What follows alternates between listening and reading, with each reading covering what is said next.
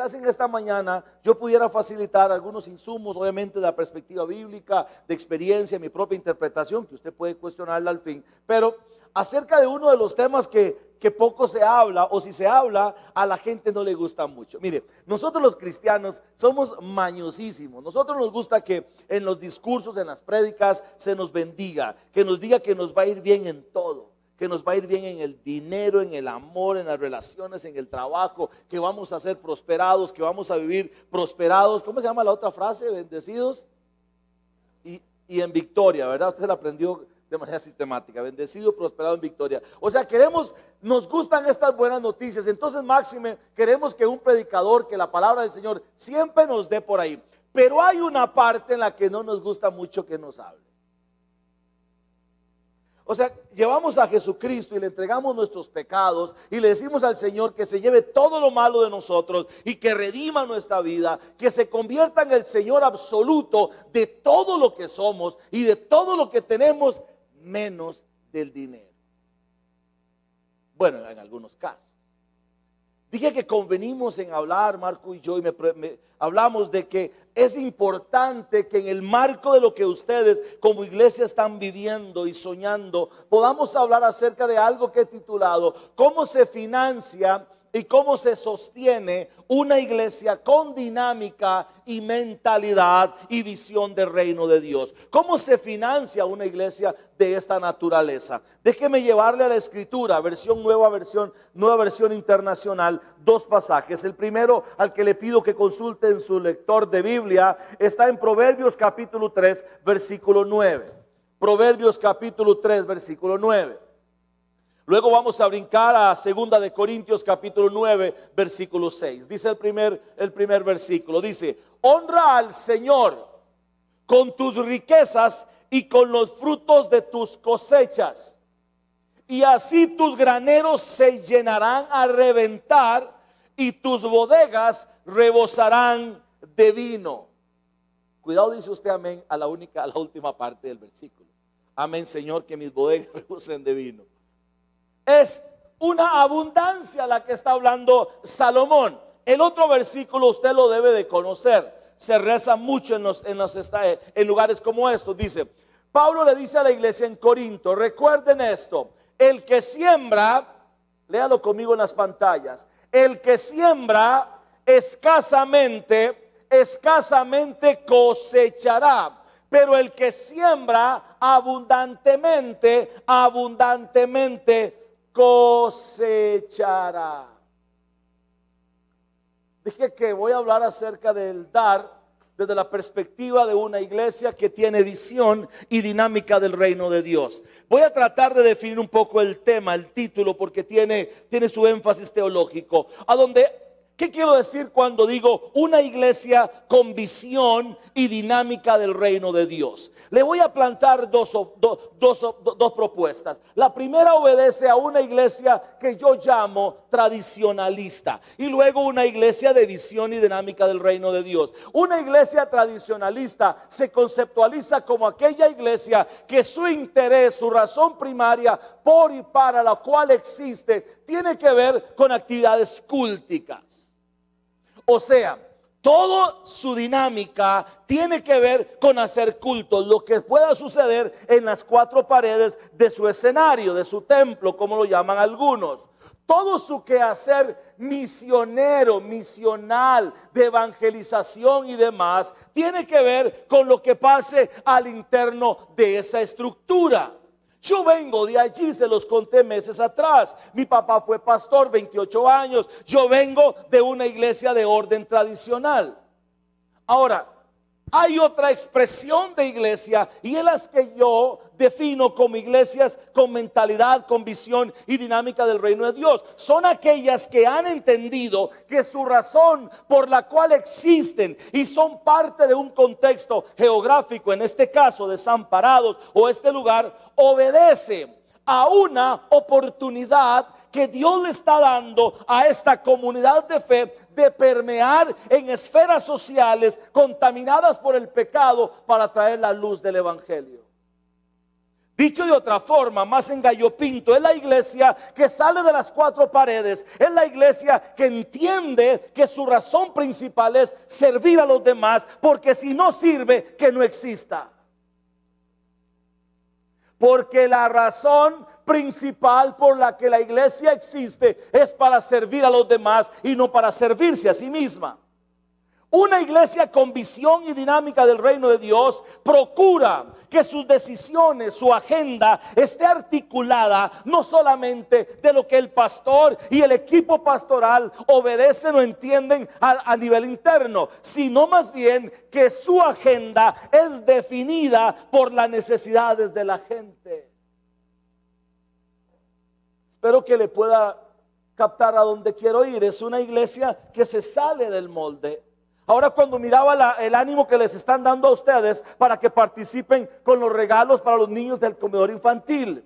Sé que tienen programas para el adulto mayor, que acompañan a hermanos de la calle, que hacen visitaciones, qué sé yo. Tienen unas expresiones de la vida de la iglesia lindísimas. Por eso, cuando me presento delante de ustedes para hablar de un tema que muy pocas veces se habla con la transparencia que requiere, lo hago porque creo fielmente en la transparencia que esta iglesia tiene. No vendría yo a animarles a ustedes a que vayamos al escrito bíblico para animarles a participar económicamente si no creyera en la transparencia y en los intereses de una iglesia como esta, que tiene una dinámica y visión del reino de Dios.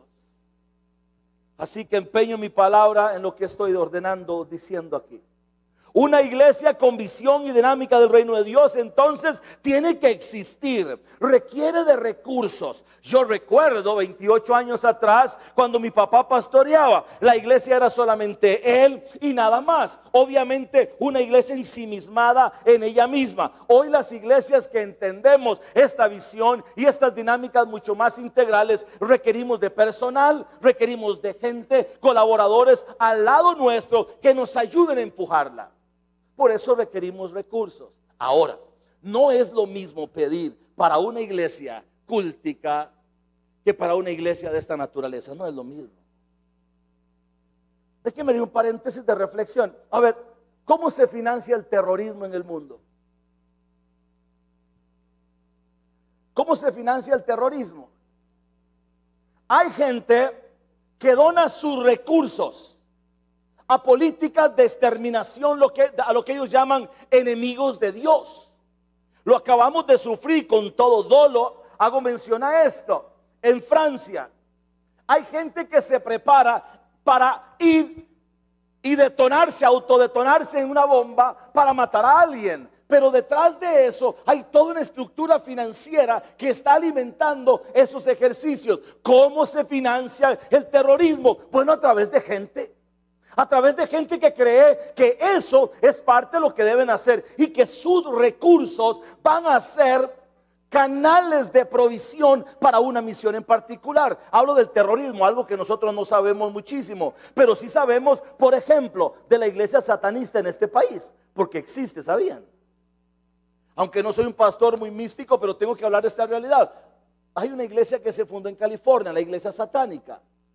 Sus líderes animan a la gente a diezmar y ofrendar para sostenerla. En este país de la misma forma. Y ahora los veo a ustedes con cara de asustados. Sí, eso es real. Entonces, ¿cómo vamos a pretender también financiar una iglesia donde Dios es el Señor? Tenemos que hacerlo a través de gente fiel que entiende que sus recursos, su dinero puede ser un Dios o puede ser un siervo. Yo le pregunto, ¿su dinero es un Dios o es un siervo?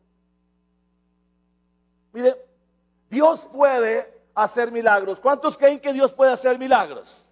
Se la voy a poner lindísima. Ahora estaban hablando aquí, Cheverría, ¿verdad? Necesitamos 16 millones. A ver, ¿por qué no oramos para que en la cuenta del banco mañana aparezcan 16 millones? ¿Cuántos creen que Dios puede aparecer 16 millones? Levanten la mano. Pero ¿saben qué? No lo va a hacer. Para que usted no participe. Dios lo va a hacer a través de ustedes, a través de mí.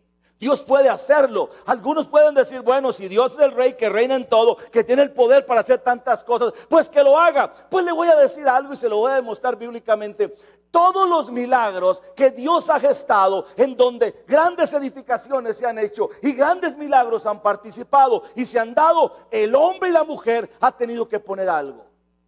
Allá arriba dicen algo que suena medio pachuco, pero ya me ven ustedes a mí. Aquí la vara es echando.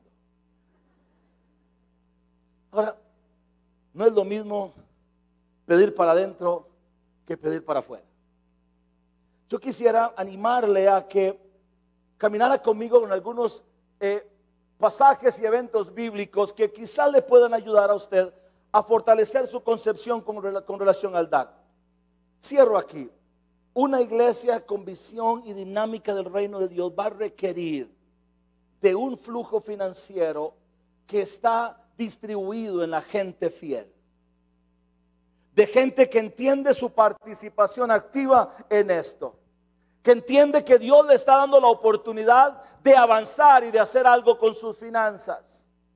Dios es un Dios que le gusta probarnos a nosotros, y algo que le gusta a Dios probar es el aspecto económico. En tiempos como los que estamos viviendo, de una incertidumbre financiera, que no sabemos qué va a pasar, este Dios tiene un sentido del humor tan extraño, porque muchas veces cuando no hemos tenido nos pide lo que tenemos, porque algo más nos quiere dar después de esto.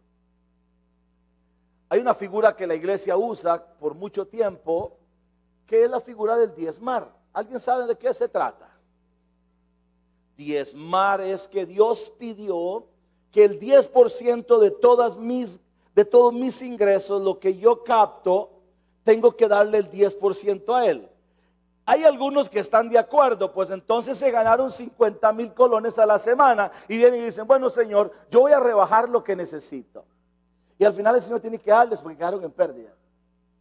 O sea, gasta 60,000 y ganaron 50, Señor, me debes 1,000. No, es del 10% de todo lo que yo capto. Alguien dice por ahí, bueno, Pastor Roy, es que el diezmo era un asunto de la ley. Bueno, vamos a revisarlo, porque puede que yo esté equivocado. Pero vamos a preguntarle al hermano Abraham. ¿Saben quién es el hermano Abraham? Abraham es el padre de la fe. Abraham es la primera persona que diezma de sus riquezas. Abraham diezma muchos años antes de que la ley haya sido establecida como norma.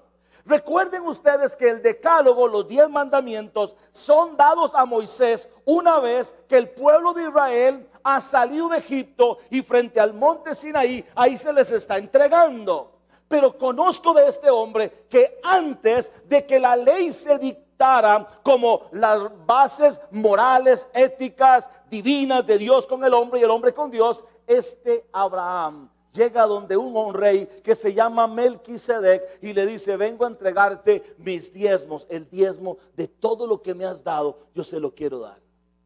Entonces yo le pregunto, ¿de dónde tomó esto Abraham? ¿De cuál ley? De la ley del agradecimiento y de la honra a Dios.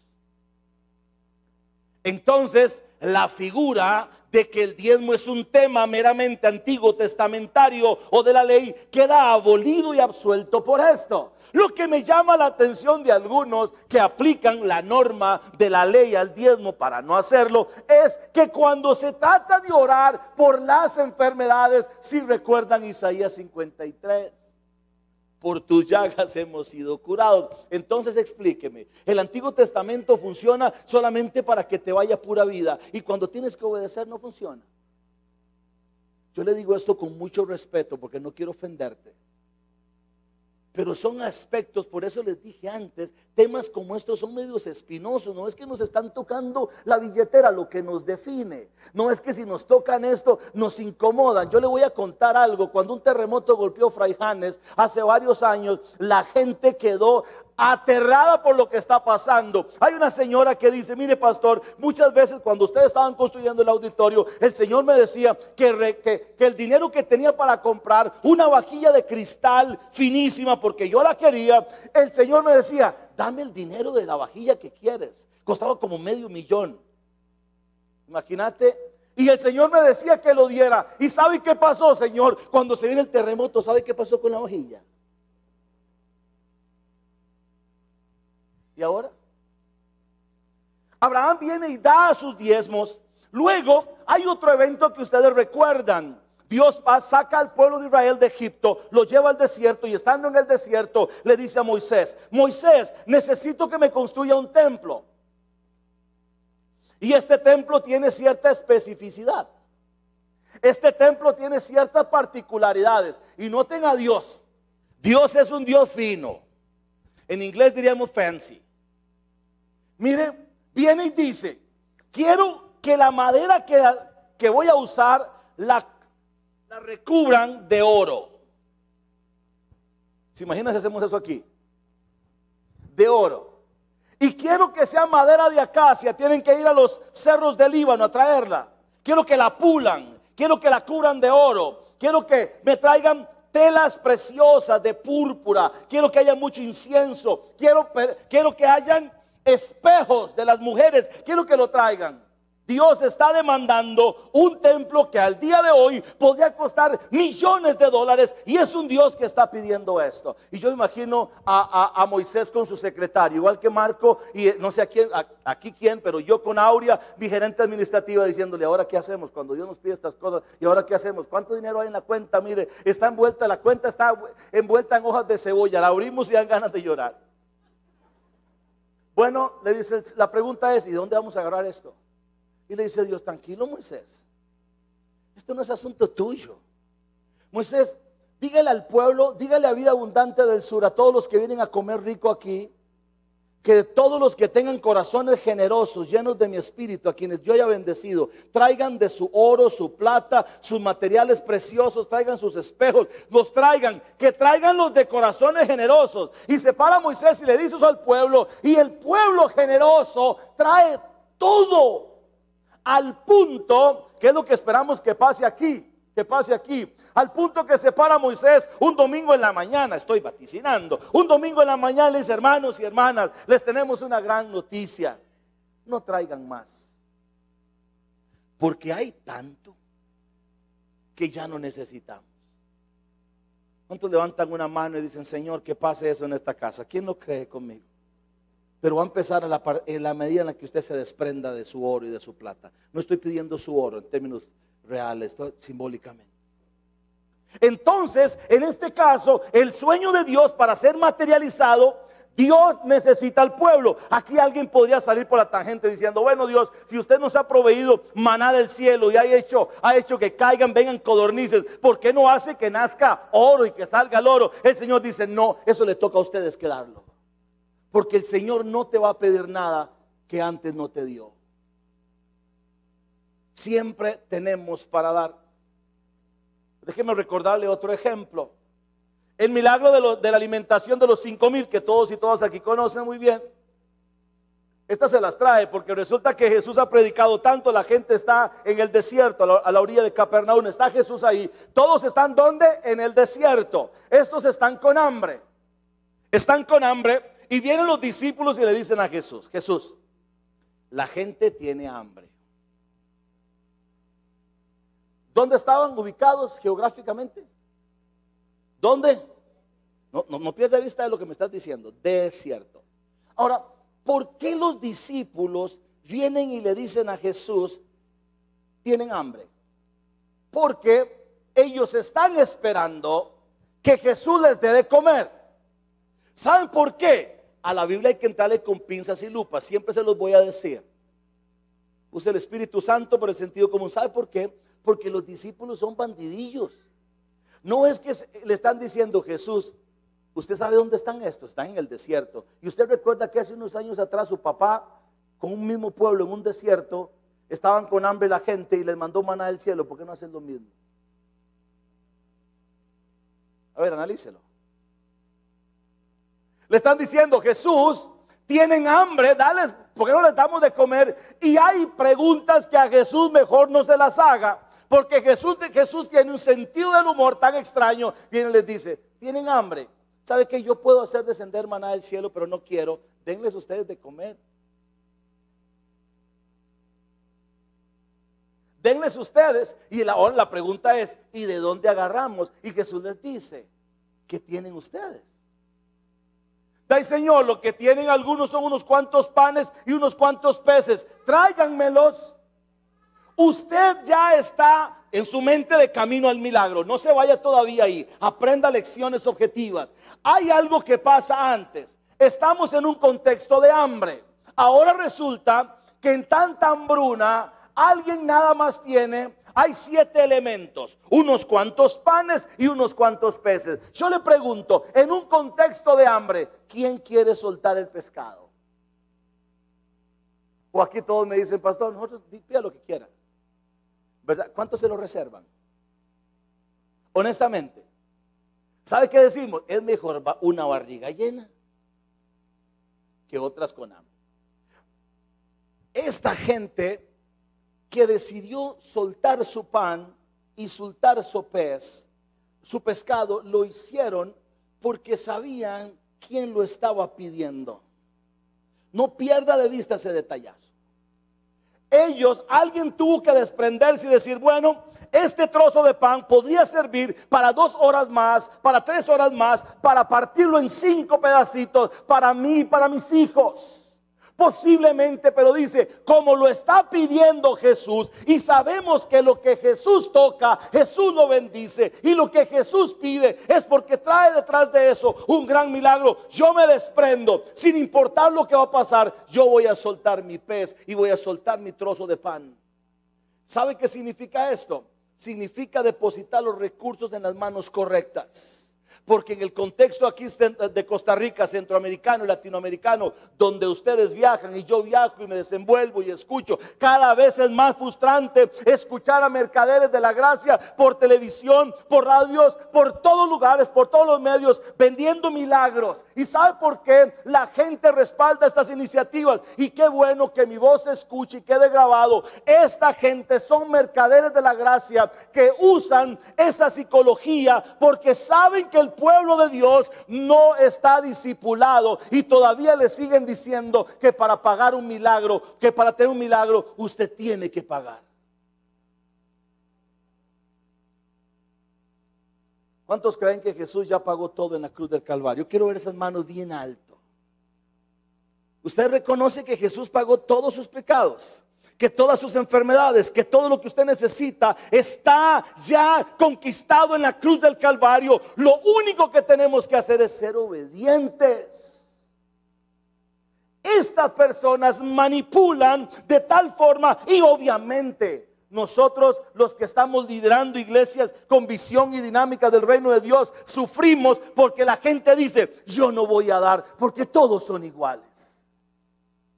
Yo recuerdo cuando el terremoto nos golpeó, ya hice mención de esto. En un momento dado llega Edgar Silva al albergue que tuvimos 300 personas durante 3 meses y le estuvimos atendiendo de todas formas después de eso, y antes de eso ya construíamos casas. En fin, es toda una logística. Llega Edgar y me dice, don Roy, queremos hacer un documental de Shalom, pero antes de que él llegara, ya este señor, don Graving Moya, que para mí fue un profeta, había sacado el escándalo financiero de muchas iglesias, emisoras y televisoras de este país. ¿Lo recuerdan? Bueno, cuando Edgar Silva llega allá y me dice eso, yo digo, ay Señor, voy a ser famoso, ahora sí. Me dice, queremos hacer un documental.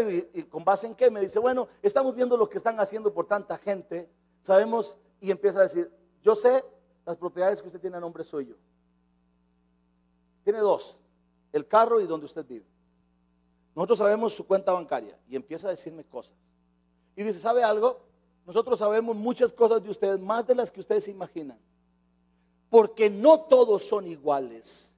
Queremos hacer aquí un documental de esta iglesia y vamos a ponerlo en la televisión para decir que si hay malos ejemplos, también hay buenos ejemplos. Y yo recuerdo como hoy el título del documental era No todos son iguales. Así que esta mañana yo le pido, traiga sus recursos a unas manos correctas, No es Marco, no es la iglesia, es Jesús que está pidiendo su pan y está pidiendo su pez. Pero tienes que saber que el desprenderse de eso va a propiciar que gente venga a los pies de Jesucristo. Ahora yo fui y miré esa estructura, es impresionante. Y sabe algo, siempre he creído, los sueños tienen que ser tan grandes como para que Dios decida sumarse en ellos. Porque si son sueños que usted puede hacer, no le pida a Dios ayuda, Dios está para cosas más grandes. A este nivel sí necesitamos de Dios. Bueno, el milagro de la alimentación, ya sabe, hay que desprenderse de algo. La iglesia primitiva daba generosamente, al punto que no había necesidad. Todos traían las cosas para que fueran compartidas por otros. Cuando la gente dice que está llena del Espíritu Santo, a mí me da temor por varias razones. Nadie que esté lleno del Espíritu Santo es egoísta en cuanto a darle al Señor. Nadie. Si en su casa esta mañana amaneciste sin pan, tu problema es un problema material, no tienes pan.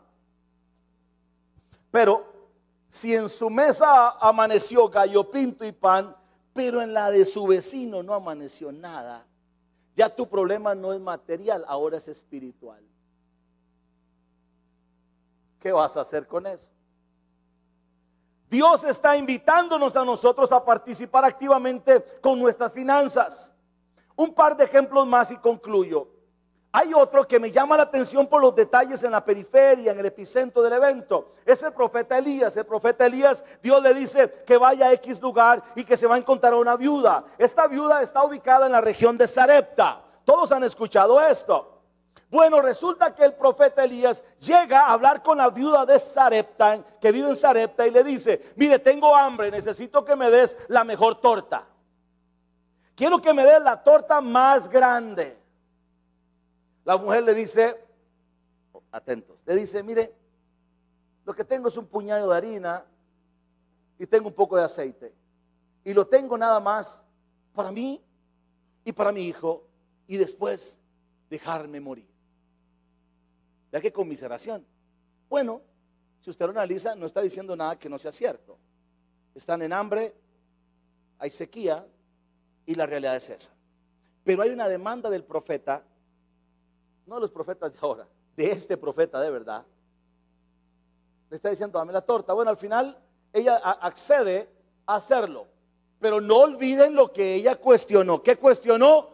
No tengo, lo que tengo es para mi hijo y para mí, y luego morirme. No olvide eso. Así que Elías ha comido la mejor torta. Oye, la mejor torta. Él se va para la terraza, está orando, viendo el horizonte, qué sé yo. Está ahí cuando escucha a la mujer gritando. Está gritando desconsolada. ¿Sabe qué pasó? Se murió su hijo. Ahora se está diciendo: ves, pastor, por eso yo no quiero dar. No hay que uno sabe lo que le puede pasar. Porque si ustedes son jugadísimos. ¿Sabe qué pasó?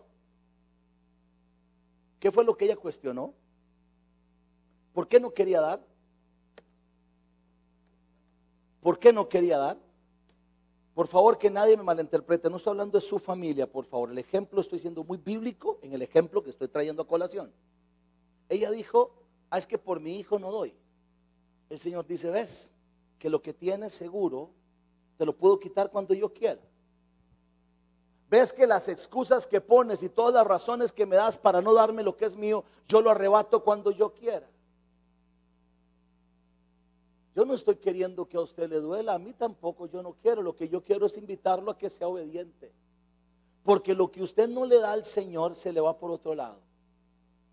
¿O a poco no le ha pasado que a veces el Señor le estaba animando a que dé algo y dice: no, ya no se lo voy a dar? Se le daña el carro, se le meten a robar, el negocio no le prospera, el aumento se le fue, el ascenso, alguien le cerruchó el piso, algo pasa, usted dice: Señor, ¿qué pasó? Y el Señor dice: ¿verdad que no me quisiste dar lo que yo te pedí que me dieras? Entonces, esta es una iglesia de manos correctas. Yo me voy en cuestión de 20 minutos, ustedes tienen que seguir liderando esto, y mi ánimo es de que usted venga a participar activamente de la que Dios está haciendo en esta casa. Puso eso como estorbo y ya usted sabe lo que pasó. Termino con este. Jesús va de camino y se encuentra un hombre que se llama Zaqueo, está subido en un árbol. Le dice Jesús, Jesús le dice, yo necesito ir a comer a tu casa. Ya saben ustedes que quién era Zaqueo. Zaqueo es cobrador de impuestos. Y todos estos tipillos tenían fama de choriceros. Algo extraían, siempre algo le cargaban al pueblo. Era real, aunque había una legislación, ustedes saben, aspectos socioculturales de la edad de Jesús, obviamente saben esto. El pueblo, la ley decía que había que cargar tanto porcentaje, pero también les permitía hacer crecer o manipular de mala forma esos números para sacarle más al pobre. Entonces era un negocio entre el gobierno y ellos. A donde quiero ir es, Jesús se invita solo a la casa de Zaqueo. Vea qué visita. Y cuando Jesús está ahí, Zaqueo se siente importantísimo. En un momento dado, viene Zaqueo, se pone de pie y le dice a Jesús y a todos los que están ahí, le dice, señores, ustedes saben que soy cobrador de impuestos, pero quiero decirles algo. Al que le he robado algo, se lo voy a pagar 4 veces. ¿Cuánto? 4 veces. ¿Sabe qué es mi interpretación a esto? Cada encuentro con Jesús, si es verdadero, te obliga a devolver lo que no es tuyo. Es un encuentro con Jesús. Y estamos hablando de aspectos económicos. Está diciendo, si a alguien le he robado algo, yo se lo devuelvo 4 veces. Entonces Jesús se pone en pie y dice, hoy la salvación ha llegado a esta casa. Hermanos y hermanas, déjenme hacer una síntesis. En medio de todo lo que estamos viviendo y en medio de las demandas y de sus compromisos financieros y de sus limitantes también, hay un Dios que sencillamente nos está pidiendo que seamos generosos y podamos obedecer al Señor con aportar a su obra. En algún sentido venimos a ser socios de Dios. Esta frase socios de Dios la aprendí de la abuela Piedades. La abuela Piedades fue una de las fundadoras conmigo de Shalom hace 19 años. Yo recuerdo a la abuela Piedades, empezamos 4 personas, ella se sumaba a esos. Y llegaba, ella tejía cosas y bordaba otras con sus delantales de cocina. Llegaba y tardaba hasta 3 meses haciendo uno. Y llegaba una vez que lo terminaba, llegaba con sus manitas temblorosas, bien arrugada la abuela, y decía, pastor, aquí está este aporte para construir nuestro templo algún día. Lo vendíamos como en 300 colones. Y el monto que estábamos hablando superaba no sé cuántos millones. Y usted dice, bueno, ¿qué hacen 300 colones? ¿Qué hace una gota de agua en el mar? Bueno, el mar no fuera mar sin esa gota de agua.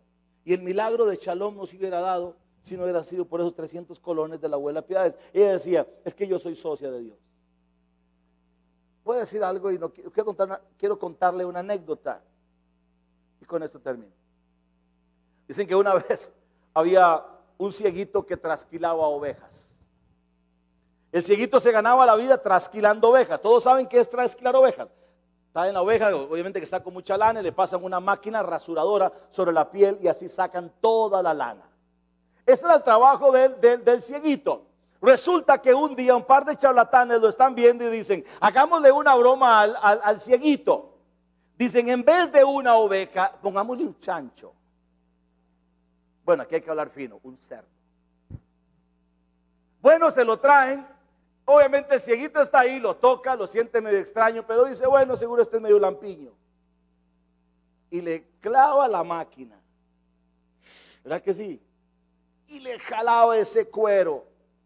El cerdo gritaba, imagínense ustedes. Al final del trabajo, sale el cerdo por allá y dice el cieguito lo siguiente. Siempre es lo mismo. Los que menos dan son los que más gritan.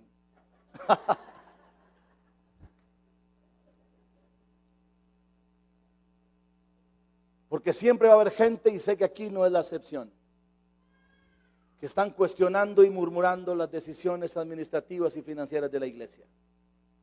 Siempre se levantarán como en los tiempos de Nehemías, hombres que tipifican a Tobías, a Gersén y a aquel árabe, que se ponen y decían, ¿sabe qué? Esa obra de biluchos que ustedes van a hacer se va a caer. Es más, ese muro que ustedes van a hacer, si una zorra se para en ella, ese animalito se va a caer. Entonces Nehemías, con el pueblo animado, les decía: ¿sabe qué? Ustedes verán la obra terminada y ustedes no tienen derecho de decir nada en una obra que Dios planeó.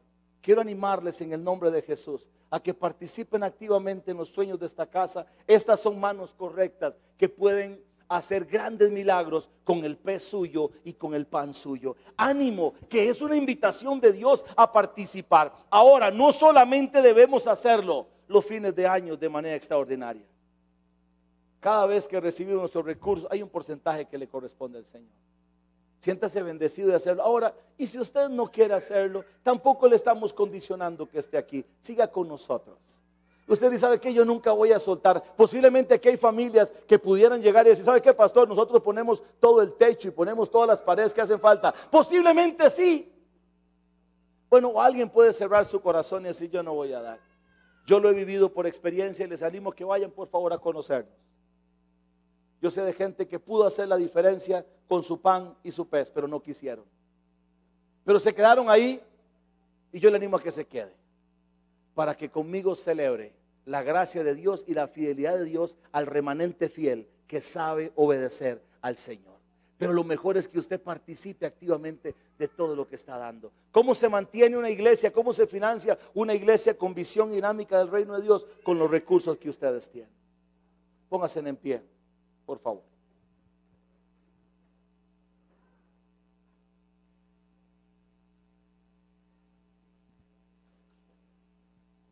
Quisiera respetuosamente pedirle algo que hiciera, si está a su bien.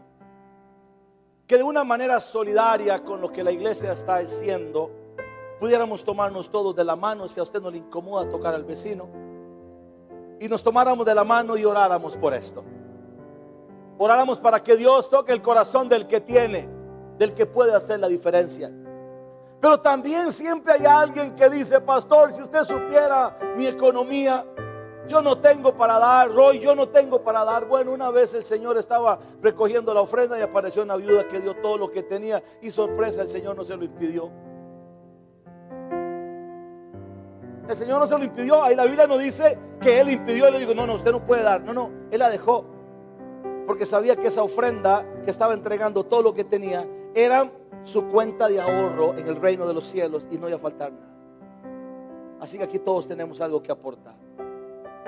Quiero que oremos. Señor, de esta manera tan linda en la que todos y todas nos tomamos de la mano, quien ha sentido bien hacerlo, quiero ponerte, Señor, los sueños de esta casa.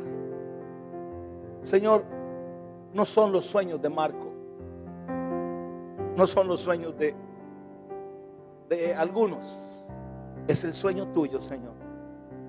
Padre, ahora que fui, miré el vecindario que está alrededor de la propiedad.